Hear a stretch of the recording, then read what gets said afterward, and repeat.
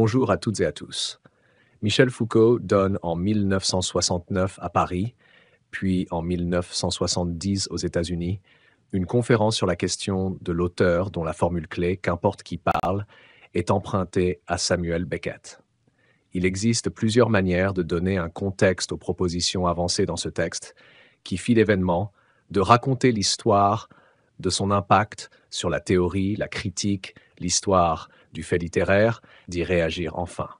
On s'efforce ici d'éclairer ces interprétations, ces récits, leurs évolutions et leurs enjeux, en s'intéressant notamment à leur caractère contradictoire, ainsi qu'à l'importance qu'ont eue pour l'évolution des études littéraires, des choses que Foucault ne dit pas, dans Qu'est-ce qu'un auteur ?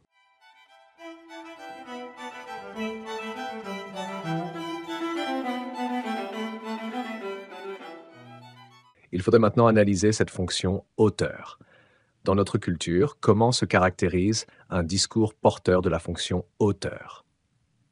En quoi s'oppose-t-il aux autres discours ? Je crois qu'on peut, si on considère seulement l'auteur d'un livre ou d'un texte, lui reconnaître 4 caractères différents. Ils sont d'abord objets d'appropriation. La forme de propriété dont il relève est d'un type assez particulier. Elle a été codifiée voilà un certain nombre d'années maintenant. Il faut remarquer que cette propriété a été historiquement seconde par rapport à ce qu'on pourrait appeler l'appropriation pénale. Les textes, les livres, les discours ont commencé à avoir réellement des auteurs, autres que des personnages mythiques, autres que de grandes figures sacralisées et sacralisantes dans la mesure où l'auteur pouvait être puni, c'est-à-dire dans la mesure où les discours pouvaient être transgressifs.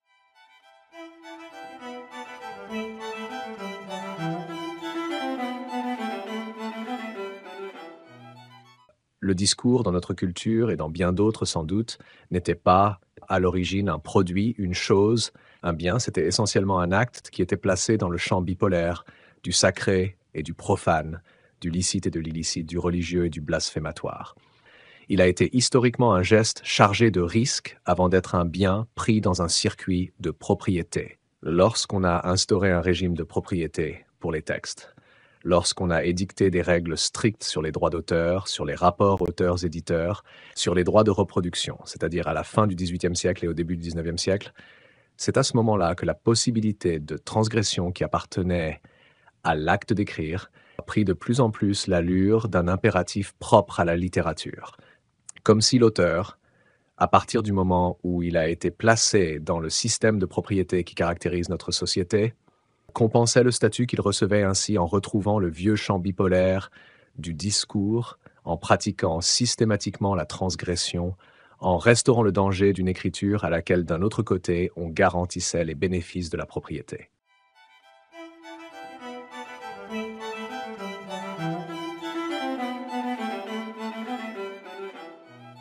D'autre part, la fonction auteur ne s'exerce pas d'une façon universelle et constante sur tous les discours.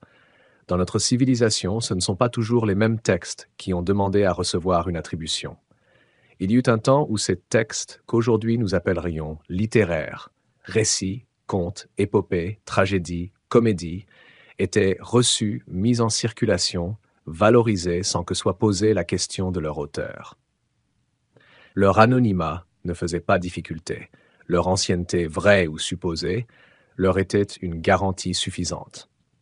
En revanche, les textes que nous dirions maintenant scientifiques, concernant la cosmologie et le ciel, la médecine et les maladies, les sciences naturelles ou la géographie, n'étaient reçus au Moyen-Âge et ne portaient une valeur de vérité qu'à la condition d'être marqués du nom de leur auteur. Hippocrate a dit « Pline raconte n'étaient pas au juste les formules d'un argument d'autorité. C'étaient les indices dont étaient marqués des discours destinés à être reçus comme prouvés. »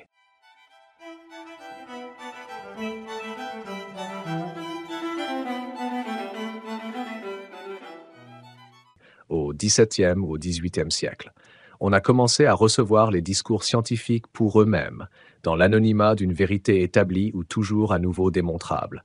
C'est leur appartenance à un ensemble systématique qui leur donne garantie, et non point la référence à l'individu qui les a produits. La fonction auteur s'efface, le nom de l'inventeur ne servant tout au plus qu'à baptiser un théorème, une proposition, un effet remarquable, une propriété, un corps, un ensemble d'éléments, un syndrome pathologique. Mais les discours littéraires ne peuvent plus être reçus que dotés de la fonction auteur. À tout texte de poésie ou de fiction, on demandera d'où il vient, qui l'a écrit, à quelle date, en quelles circonstances ou à partir de quel projet.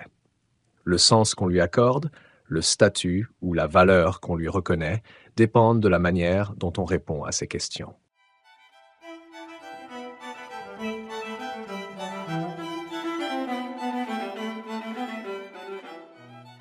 Et si par suite d'un accident ou d'une volonté explicite de l'auteur, il nous parvient dans l'anonymat, le jeu est aussitôt de retrouver l'auteur. L'anonymat littéraire ne nous est pas supportable, nous ne l'acceptons qu'à titre d'énigme. La fonction auteur joue à plein de nos jours pour les œuvres littéraires. Bien sûr, il faudrait nuancer tout cela. La critique a commencé, depuis un certain temps, à traiter les œuvres selon leur genre et leur type, d'après les éléments récurrents qui y figurent, selon leurs variations propres autour d'un invariant qui n'est plus le créateur individuel. De même, si la référence à l'auteur n'est plus guère en mathématiques qu'une manière de nommer des théorèmes ou des ensembles de propositions, en biologie et en médecine, l'indication de l'auteur et de la date de son travail joue un rôle assez différent. Ce n'est pas simplement une manière d'indiquer la source, mais de donner un certain indice de fiabilité en rapport avec les techniques et les objets d'expérience utilisés à cette époque-là et dans tel laboratoire.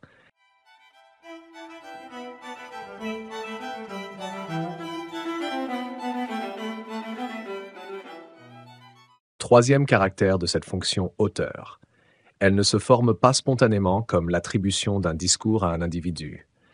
Elle est le résultat d'une opération complexe qui construit un certain être de raison qu'on appelle l'auteur. Sans doute, à cet être de raison, on essaie de donner un statut réaliste. Ce serait dans l'individu une instance profonde, un pouvoir créateur, un projet, le lieu originaire de l'écriture.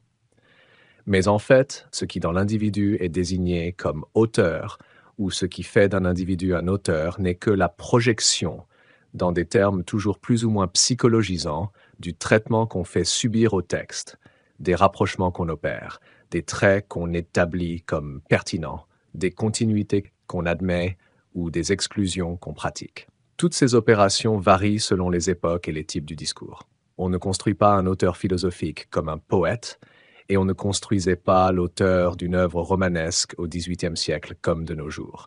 Pourtant, on peut retrouver à travers le temps un certain invariant dans les règles de construction de l'auteur.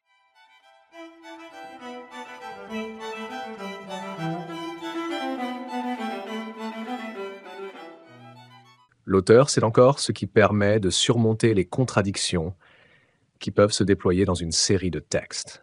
Il doit bien y avoir, à un certain niveau de sa pensée ou de son désir, de sa conscience ou de son inconscient, un point à partir duquel les contradictions se résolvent, les éléments incompatibles s'enchaînant finalement les uns aux autres ou s'organisant autour d'une contradiction fondamentale ou originaire. Enfin, l'auteur, c'est un certain foyer d'expression qui, sous des formes plus ou moins achevées, se manifeste aussi bien et avec la même valeur dans des œuvres, dans des brouillons, dans des lettres, dans des fragments. Les 4 critères de l'authenticité selon saint Jérôme, critères qui paraissent bien insuffisants aux exégètes d'aujourd'hui, définissent les 4 modalités selon lesquelles la critique moderne fait jouer la fonction auteur.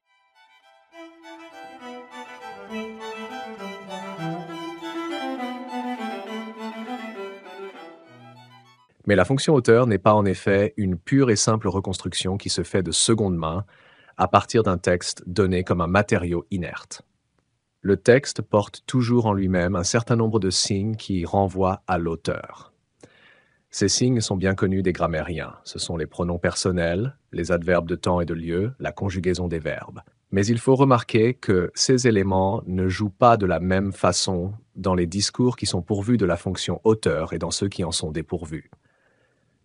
Dans ces derniers, de tels embrayeurs renvoient au locuteur réel et aux coordonnées spatio-temporelles de son discours, encore que certaines modifications puissent se produire. Ainsi, lorsqu'on rapporte des discours en première personne. Dans les premiers, en revanche, leur rôle est plus complexe et plus variable.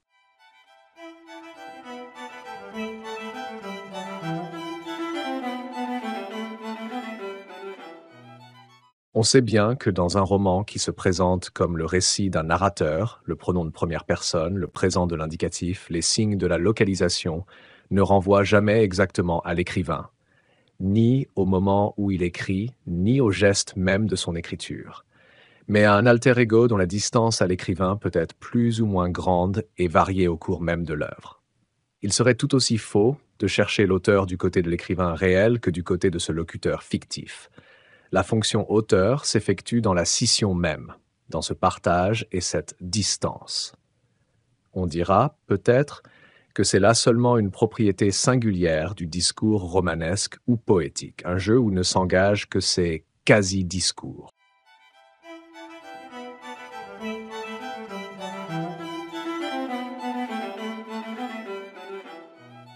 En fait, tous les discours qui sont pourvus de la fonction auteur comportent cette pluralité d'ego. L'ego qui parle dans la préface d'un traité de mathématiques et qui en indique les circonstances de composition n'est identique ni dans sa position, ni dans son fonctionnement à celui qui parle dans le cours d'une démonstration et qui apparaît sous la forme d'un je conclus ou je suppose. Dans un cas, le je renvoie à un individu sans équivalent qui, en un lieu et un temps déterminé, a accompli un certain travail. Dans le second, le je désigne un plan et un moment de démonstration que tout individu peut occuper, pourvu qu'il ait accepté le même système de symboles, le même jeu d'axiomes, le même ensemble de démonstrations préalables. Mais on pourrait aussi, dans le même traité, repérer un troisième ego, celui qui parle pour dire le sens du travail, les obstacles rencontrés, les résultats obtenus, les problèmes qui se posent encore.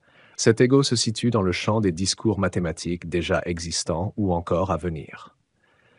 La fonction auteur n'est pas assurée par l'un de ces égos, le premier aux dépens des deux autres, qui n'en serait plus alors que le dédoublement fictif. Il faut dire au contraire que dans de tels discours, la fonction auteur joue de telle sorte qu'elle donne lieu à la dispersion de ces trois égos simultanés.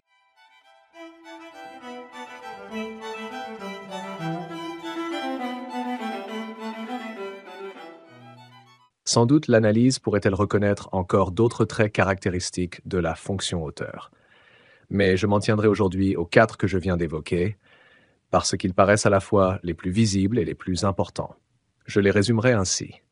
La fonction auteur est liée au système juridique et institutionnel qui enserre, détermine, articule l'univers des discours. Elle ne s'exerce pas uniformément et de la même façon sur tous les discours, à toutes les époques et dans toutes les formes de civilisation. Elle n'est pas définie par l'attribution spontanée d'un discours à son producteur, mais par une série d'opérations spécifiques et complexes. Elle ne renvoie pas purement et simplement à un individu réel. Elle peut donner lieu simultanément à plusieurs égos, à plusieurs positions sujets que des classes différentes d'individus peuvent venir occuper.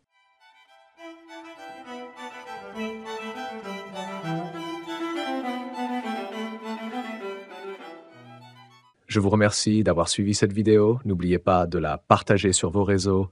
Abonnez-vous pour m'encourager. Merci encore et à la prochaine vidéo.